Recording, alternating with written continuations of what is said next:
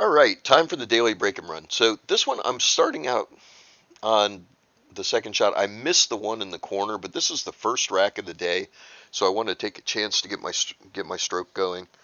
So I just keep shooting. All 15 balls were on the table, uh, and I had gotten a pretty good break. All right, I've got two problems here. The 9 is blocking the 6 from either corner pocket, and the 10-14 is a problem because 14 is blocking the 10.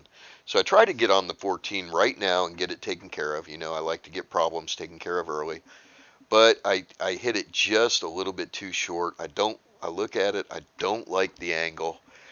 Um, so I'm going to run up. I'm looking at the 12 and thinking about thinking about running across.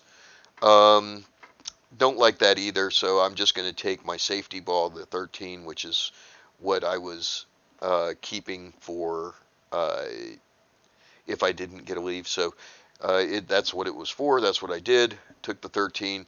Now I'm looking. I can get the 11 here. Uh, I can use the 2 to position on the 11, to position on the 9 for the break, or for the to clear out this problem in the middle. So I'm going to go ahead and do that. Now the angle on the 11 was, if I had rolled forward, I was concerned that I would roll into the 9-6 and send it over to the into the where the 10 and the 14 are. So instead, I drew off the 11 to get on the 9. Um, so here now I'm going to go up. I'm going to use the 5 to position on the 14, with the idea that if I don't get there, um, I'll have the 12. But I end up getting exactly perfect on this 14. I got as much of that 14 as I could without being behind the 10. I go over, I get my handy dandy little expandable bridge. Um, Now I have the full Q bridge, but I don't like it because the Moosehead bridge on it just doesn't sit firm. Um, it wobbles back and forth. So I grabbed the expandable bridge for these. So on that 12, I had the perfect angle to get on the 6, and shooting the 10 in the corner and just coming straight across the table for the leave on the 7 is a pretty standard shot. This 6 ball is going to put me in a perfect position to do it. And so here we go. We stop, and perfect angle. Just a little stun shot off the rail to come straight across the table for the 7. Now I want to hit the far rail and bounce out. I would rather be overcutting this than undercutting it. And this gives me a pretty good angle into the rack. So right now, I mean, first game of the day, and I'm playing like this, I'm pretty stoked. All right. So I used draw on this break shot because the 7, the angle that I had into the rack was going to put me too close to scratching in the corner pocket, and I'm always worried about scratching in that corner pocket. All right, so here we got a bunch of balls loose, and we've got a 4 that's in break position. Uh, so I'm going to take some of these extra balls off the table so that when I do re-break, I don't make more problems.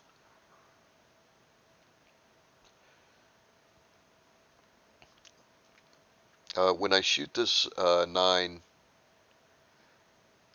I'm going to roll forward, and I'm thinking about rolling off the 10 and straight into the rack, but I'm like, hey, you know what? I would have to stun this and then have the forward take, and then I'm going to bounce off the bottom of the 14 and run the risk of scratching. So you know what?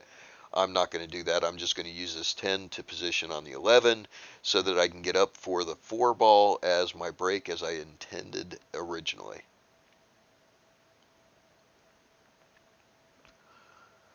And so I do get that very nice angle on the 4 to break things out. Um, the 14-12 is dead in the corner, by the way. That combination is dead in the corner. So here's the moose head that's loose. But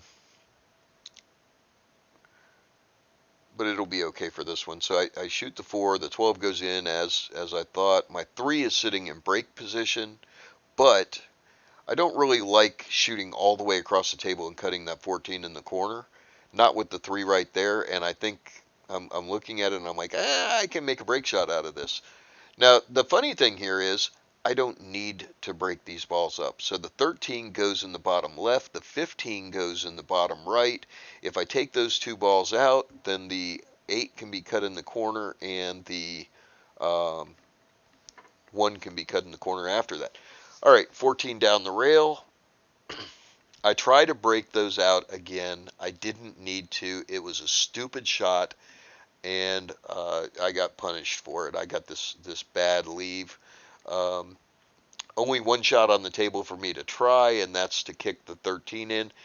And if I kick the 13 in, the cue ball goes up towards the 6, so I'll get a leave on the 15.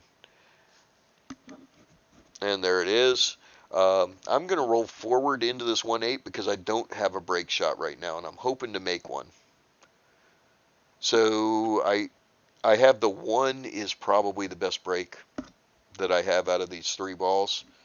I could break it by leaving the cue over by the first diamond on the right and shooting the 8 in the bottom left corner and coming up the rack, but the 1 allows me to run into the rack, and it'll be a really good break. So I play the 8, a little bit of right hand English, which gets me over for the 6.